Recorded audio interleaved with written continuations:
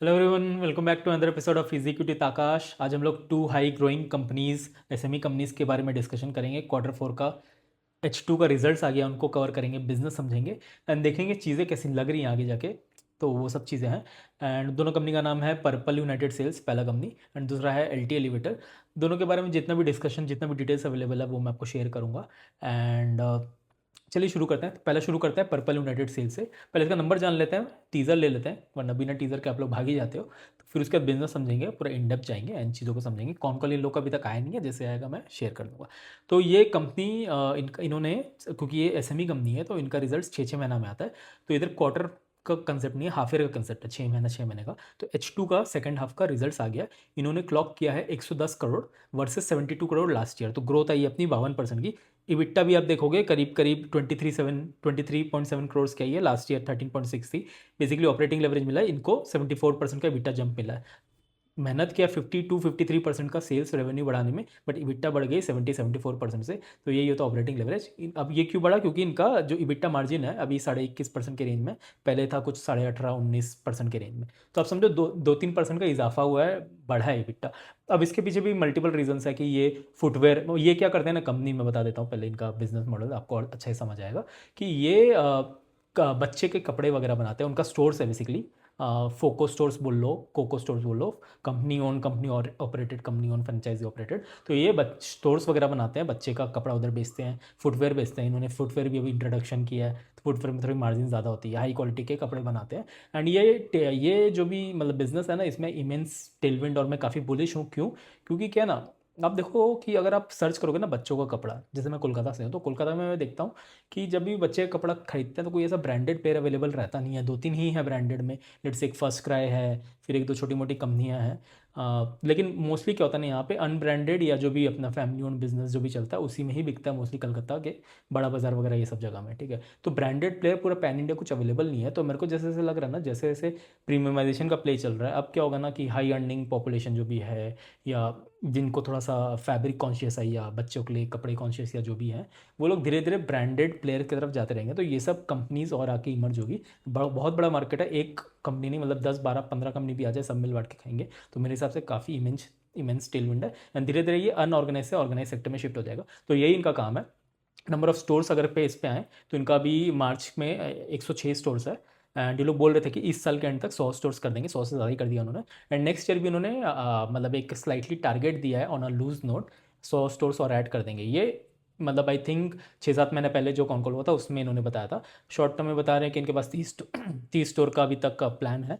But इस बार concall में देखते हैं क्या सीन है कि लोग 100 स्टोर का वापस से टारगेट देते हैं कि नहीं। तो मेरे को लग रहा है ना, छोटी कंपनीज पे ना आप पूरा आंख बंद करके मतलब ब्लाइंडली फॉलो नहीं कर सकते हो कि उन्होंने बता दिया 100 स्टोर्स तो 100 स्टोर्स हो ही जाएंगे, मतलब वही सत्य वचन है, वैसे नहीं मान सकते। तो वापस हम लोग को रीट्रेट करना पड़ता है, वापस से हम लोग को चीज़ों को पूछनी पड़ती है सामने वाले से कि भाई हम लोग ट्रैक पे हैं कि नहीं, चीज़ें सही है कि नंबर सही आ रहे हैं कि नहीं, मार्जिन बढ़ रहे हैं कि नहीं, मार्जिन सही रहेंगे कि नहीं, आगे जाके आप सेल कर पाओगे कि नहीं। तो ये सब बार बार हम लोग को देखना होता है, क्योंकि नज़र हटी दुर्घटना घटी। तो स्मॉल कंपनीज़ का यही दिक्कत होता है। एंड रिस्क भी है, रिवॉर्ड भी है। रिवॉर्ड में आप देख लो कि ये सब कंपनीज 2-3-4-5-10 गुना शॉर्ट स्पैन में हो जाती है, क्योंकि इनका ग्रोथ, इनका भूख बहुत ज़्यादा रहता है कि छोटा बेस है ना, छोटा बेस में क्या 10% मांगोगे। मैं तो पूरा स्मॉल कैप कंपनीज को देखता हूँ, 25% के ऊपर के को ही टारगेट करता हूँ। बट ये सब स्मॉल कंपनीज में मैं 30-40-50% मेरे को चाहिए होता है बैक टू बैक। उसके बाद धीरे जैसे थोड़ा बेस बढ़ जाए तो 25-30% भी मुझे चलेगा, राइट।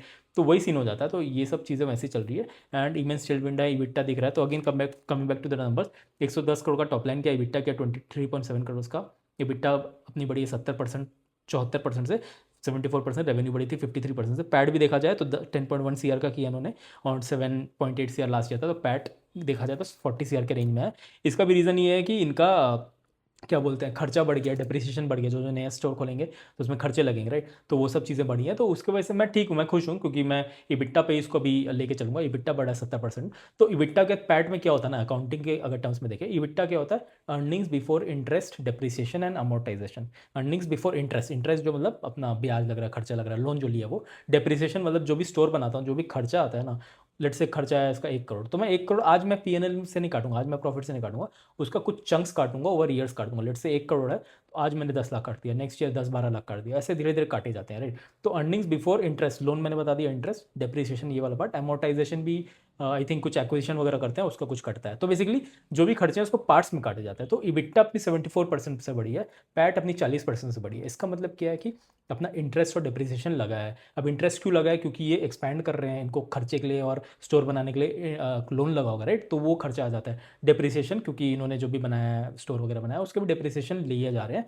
तो इसलिए आप देखोगे ना, पैट इसका 40% ही बढ़ा है, बट इबिट्टा 72% बढ़ा है। तो ऑपरेटिंग लेवरेज तो उसको मिला है इबिट्टा लेवल पे, पैट लेवल पे नहीं मिला है, क्योंकि ये इंटरेस्ट और डिप्रिसिएशन प्रॉफिट को हाफ कर दिया, कम कर दिया, गिरा दिया, राइट? तो जैसे जैसे स्टोर मैच्योर हो जाएंगे, जैसे और प्रॉफिट होती रहेगी एंड ये स्टोर का डिप्रिसिएशन और इंटरेस्ट खत्म हो जाएगा, तो पैड भी उस लेवल से बढ़ने लग जाएगा, राइट? तो मैं इस कंपनी को इबिट्टा लेवल पे ग्रोथ पे देखूंगा, पैट लेवल पे नहीं देखूंगा, क्योंकि पैट लेवल पे देखना एक काइंड ऑफ एक मतलब खराब मेट्रिक हो जाता है, राइट? तो वही हम लोग को समझना पड़ता है। इसलिए ये सब लोग बोलते हैं ना, बस ग्रोथ के पीछे भागो, नंबर देख लो।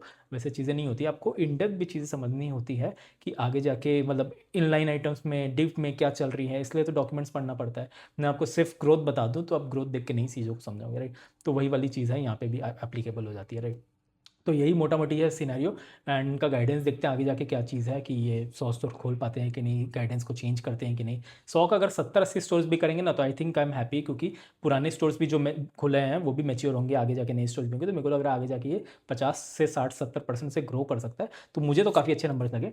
टेलविंड अच्छी है। Just to give a number, 100 stores इनके, आई थिंक फर्स्ट क्राई का 1800-1900 स्टोर्स है। तो अब देखो कि ये 1/5 रेंज में ऑलरेडी आ गया, 1/5 नहीं सॉरी, 5-6% रेंज में फर्स्ट क्राई के आ गया। मतलब फर्स्ट क्राई से 17-18-20 गुना बड़ा होगा, राइट? तो मेरे को लग रहा है ना, इमेंस टेलविंड है। और फर्स्ट क्राई वैसे लॉस मेकिंग कंपनी भी है, उसका भी देखोगे जाके सिनेरियो उतना मस्त नहीं है, मतलब लॉस मेकिंग में भी उतनी अच्छे से ग्रोथ नहीं दिखा रही है।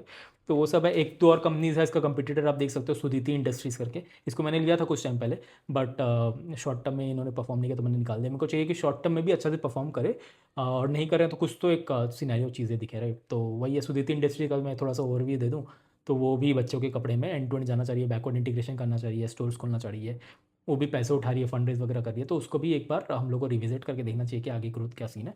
नंबर्स आ जाते हैं उसके, तो उसको भी मैं कवर कर दूंगा। तो ये हो गया purple sorry not elevator, purple United states का। एल टी एलिवेटर पे आता है। तो एल टी एलिवेटर का एक बार नंबर टीजर देता हूँ, फिर बिजनेस पे आते हैं। नंबर देखा जाए तो इन्होंने 64 करोड़ किया है। अगेन हाफ ईयर वाली कंपनी है, सेमी वाली कंपनी है।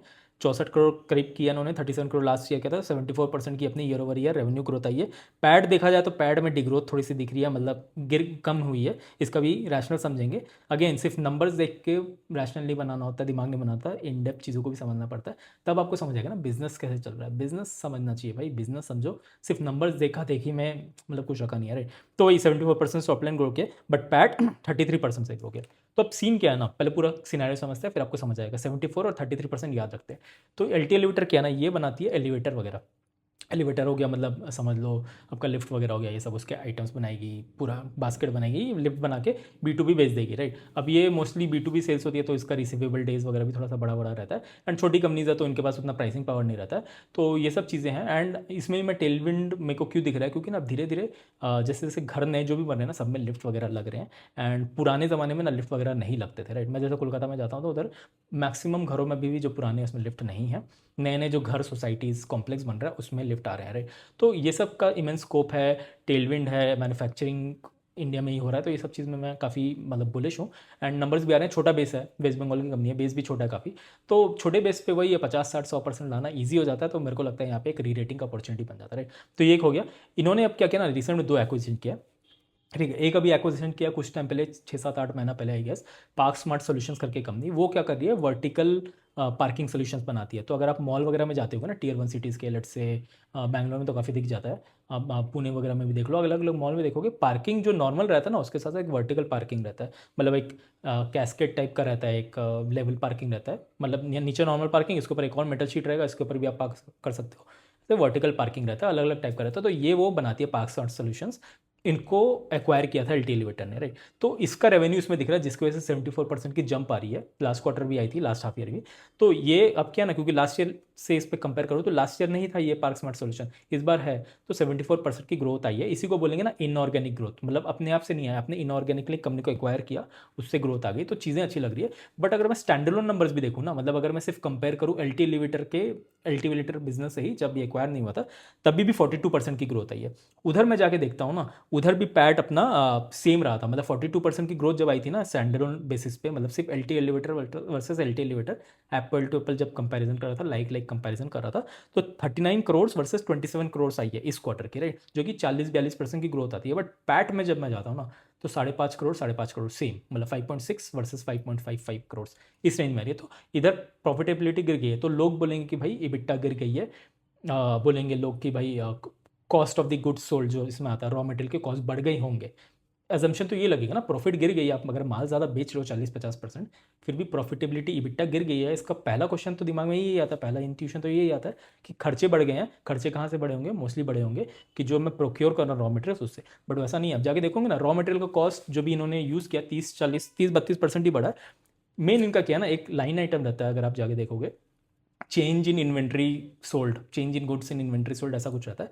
तो ये बताता है ना कि कितना इन्वेंट्री आपके पास पुराना था उसको आपने निकाला, या फिर कितना इन्वेंट्री आपने नया इस बार बनाया जो आप आगे जाके बेचोगे, राइट। तो लास्ट ईयर क्या हुआ था ना, लास्ट ईयर उन्होंने पुराना इन्वेंट्री बेचा था जिसके खर्चे उसके पहले कभी क्वार्टर में यूज हो गए थे, राइट। तो 4.5 करोड़ का इन्होंने पुराना इन्वेंट्री बेच दिया था जो कि खर्चे उसके पहले वाले क्वार्टर में कभी यूटिलाइज हो गए थे। तो उसकी वजह से ये खर्चा तो ऐड नहीं हुआ, ये प्रॉफिट में ही चला गया ना डायरेक्ट। बट इस क्वार्टर में आप देखोगे करीब करीब 1.5 करोड़ का इन्वेंट्री ऐड हुआ जो ये लोग आगे जाके फिर से बेचेंगे। तो वही है ना, इस बार इन्होंने 1.5 करोड़ का इन्वेंट्री इस क्वार्टर में ले लिया है, इस हाफ ईयर में ले लिया। जो अगले हाफ ईयर में बिकेगा, अगले क्वार्टर में बिकेगा, तो वो P&L में ऐड नहीं होगा कॉस्ट में, क्योंकि वो उसका कॉस्ट मैंने अभी ऐड कर लिया, राइट।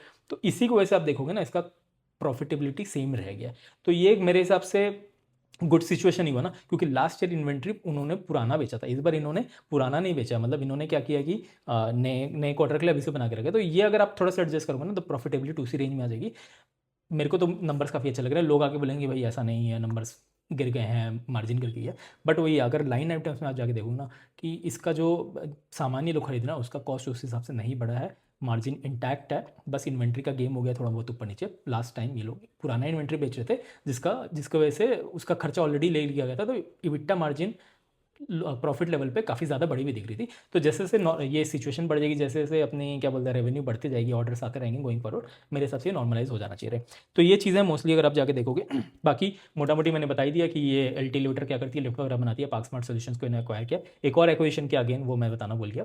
एक कंपनी है रिकार्डो करके शायद आई गेस, वो D2C एलिवेटर बनाती है, मतलब पर्सनल घरों का लिफ्ट बनाती है। मतलब समझ लो लेट से आपका 10 फ्लोर का बिल्डिंग, आपको लिफ्ट बनाना है, आप कोई बड़े बिल्डर नहीं है, बड़े बिल्डर से आपके घर नहीं बना है, या लेट से छोटे मोटे बिल्डर से बना है या जो भी है, तो ये B2C बोलते हैं ये लोग, या D2C बोल रहे हैं। वो सब का भी लिफ्ट बनाती है। उनका भी ऑर्डर बुक वो बता रहे हैं मंथली लेवल पे 6-7 करोड़ का ऑर्डर बुक चलता है, एंड 2-2.5 हज़ार इंक्वायरीज आती है वो D2C एलिवेटर बनाने के। उससे 2-3% का इनको वो भी मिल जाता है, क्या बोलते हैं, ऑर्डर्स वगैरह भी मिल जाता है, राइट। तो ये एक्विजिशन का बात चल रहा था, आई थिंक मोस्टली हो गया है। एंड उसमें ये एक दो चीज़ बता रहे थे कि वो वाली कंपनी का 17-18 जगह क्या बोलते हैं ऑफिसेस हैं, तो खर्चे बढ़े हुए हैं, एंड वो रॉ मटेरियल भी हाई कॉस्ट पे प्रोक्योर करते हैं। तो जब ये सीन आ जाएगा ना, ये पूरा अच्छे से एक्वायर करके अच्छे से ऑपरेशंस में घुस जाएंगे, तो मल्टीपल स्टोर्स जो भी लोकेशन है उसको ऑप्टिमाइज़ करेंगे, रॉ मटेरियल खुद देंगे क्योंकि इनके पास तो एक्सपर्टीज़ है। तो उधर से ऑपरेशनल एफिशिएंसी आएगी। हो सकता है इस हाफ ईयर में नहीं आए, बट उसके बाद आए, तो मेरे को लगता है ना ये चीज़ें अच्छी जाएंगी। इनके ऑर्डर बुक भी अच्छे हैं, नंबर्स भी अच्छे आ जाएंगे। तो उसी से आप देख लो ना, अगर 6 करोड़ भी इंटू 12 कर दो तो 70 करोड़ 80 करोड़ का पूरे साल कर का आ जाएगा। इधर मैंने क्या बताया था कि ये करीब करीब 64 CR इन्होंने फर्स्ट हाफ में किया। तो ये देखो इमेंस टेलमेंट दिख रही है, नंबर्स भी अच्छे दिख रहे हैं। इस कंपनी का भी आई थिंक कुछ ऑर्डर बुक था, मुझे अभी याद नहीं आ रहा है, एक बार आप चेक कर लेना। बट मेरे को लग रहा है ये कंपनी आगे जाके 30-40% से ग्रो कर सकती है। इसका एक कंपटीटर है एरन इंडस्ट्रीज, जो भी लिफ्ट के काम में काम करती है, उसका ढांचा बनाती है, फिर अंदर का पैनल वगैरह बनाती है, एंड टू एंड चीज़ें नहीं बनाती है, लिफ्ट को असेंबल करके नहीं बेचती है, लेकिन कुछ कुछ पार्ट्स वगैरह बनाती है, स्टेनलेस स्टील का कुछ पार्ट्स बनाती है। उन्होंने गाइड किया था कि 25% से ग्रो करेंगे, ठीक है। बट वो बोल रहे थे कि H2 is greater than H1, ठीक है, मतलब सेकंड हाफ बेटर होता है फर्स्ट हाफ से in terms of business. H2 में भी उन्होंने हक दिया, आई थिंक अंडर बिलो 20% की ग्रोथ आई थी या 18% की ग्रोथ आई थी, एक बार चेक कर लेना, मैंने उस पर भी वीडियो बनाया हुआ है, राइट। तो वही है ना कि वो कंपनी ग्रो नहीं कर पा रही है, एक कंपनी ग्रो करी है 50-60% से 70% से, उसके बाद ये एक्विजिशन भी कर रहे हैं जिससे और फ्यूचर स्कोप खुल रहा है। तो चीज़ें मुझे काफ़ी अच्छी लग रही है। अगर दो कंपनी मुझे दिया जाए एरन प्लस LT एलिवेटर, तो मेरा तो भरोसा LT पे ही चल जाएगा, राइट, क्योंकि वो नंबर्स ला के दिखा रही है, वो चीज़ों को अच्छा से एग्जीक्यूट कर रही है, वो एक्विजिशन कर रही है, वो एक्विजिशन के बिना भी अपने दम पे ही मैंने बताया स्टैंडर्ड लेवल पे 40% से ग्रो करे, राइट। तो 40% वर्सेस अगर मैं 20-22% एरन को कंपेयर करूँ तो आप समझ लो, मतलब आप खुद ही इंटेलिजेंट हो, राइट। तो यही सब चीज़ें हैं जिसको आपको देखना पड़ता है। वैल्यूएशंस में भी क्या ही करूँ, वैल्यूएशंस अगर आपको करना भी है तो जैसे पर्पल यूनाइटेड सील्स का देख लेते हैं, 330 करोड़ का मार्केट कैप है, अभी की पी 20 की दिखा रही है, बट आगे जाके अगर ये 100 स्टोर्स अगर कर देते हैं तो लेट्स से मैं 70-80% का भी ग्रोथ लेके चलूँ तो 20/1.8 कर दूँ तो 12-13-14 पी का पी आता है, राइट, पूरे साल भर का, राइट। तो मेरे को लग रहा है ना काफ़ी पॉसिबल एक री रेटिंग हो सकता है, राइट, क्योंकि वैसे ही मार्केट चलता है ना, क्योंकि मैंने ग्रोथ दिखा दिया, नंबर दिखा दिए, खराब टाइम भी जा चुका है, ट्रेड वॉर वगैरह खत्म हो गया, एआई का भी नौटंकी बंद हो गया है, स्टेट ऑफ हॉर्मुज वगैरह भी चीज़ भूल गए हैं लोग। मार्च में हो रही थी लड़ाई वड़ाई, अब क्या हो गया, अब तो मई आ गया, मई का मिड आ गया, लोग ऑलमोस्ट भूलने लगे, राइट। तो वही सब चीज़ें हैं कि मुझे चीज़ें अच्छी लग रही है। अगेन रिकमेंडेशन नहीं लेना, अपने को बिजनेस समझना, पूरा A to Z खुद से एनालिसिस करना, उसके बाद कॉल लेना, राइट। इसलिए मैं सबसे स्टार्टिंग से ही हमेशा बिजनेस पे ही फोकस करता हूँ, 95-98% टाइम बिजनेस में देता हूँ, 2-3% टाइम थोड़ा सा वैल्यूशन कर देता हूँ। तो एल टी एल का देख लेते हैं। एल टी का देखा जाए तो उनका वही 350 करोड़ का मार्केट कैप, अभी की पी 20 की दिखाई है, इसको ही मैं 50% का ग्रोथ ले लूँ तो वही 15-16-17 का पी आता है, या इनफैक्ट 20 के पी पे भी मुझे काफ़ी अट्रैक्टिव लग रहा है। इसमें बस यही है कि ये लोग एग्जीक्यूट अच्छा से कर लें, ट्रेड रिसीवेबल डेटर डेज को थोड़ा सा मैनेज कर लें तो मार्केट को थोड़ा सा और कॉन्फिडेंस आ जाता है। बाकी देखते हैं, ट्रैक करते हैं। एल को मैंने कुछ टाइम पहले ही ऐड किया है तो उसको देखता हूँ क्या है, डिस्क्लोज कर रहा हूँ। एंड बाकी डिस्क्लोज का तो उसका मतलब नहीं है कि आपको भी लेना है, खरीदना है, आपको अपना मेहनत करना, बिजनेस समझना, उसके बाद देखना इससे भी कुछ बेटर अवेलेबल है क्या, या आपको बिजनेस समझ आ रहा है कि नहीं, या फिर इससे कोई और लेट्स से कोई और कैटेगरी या कोई और इंडस्ट्री में आपको बिजनेस समझ आ रहा है, उसके बाद आप अपना कॉल लो। मेरे को देख के कॉपी पेस्ट नहीं करना, राइट। चलिए मिलते हैं नेक्स्ट वीडियो में, यहीं तक रखते हैं। कुछ नहीं समझ आया पिंग विंग करो एंड मिलते रहेंगे, चलिए।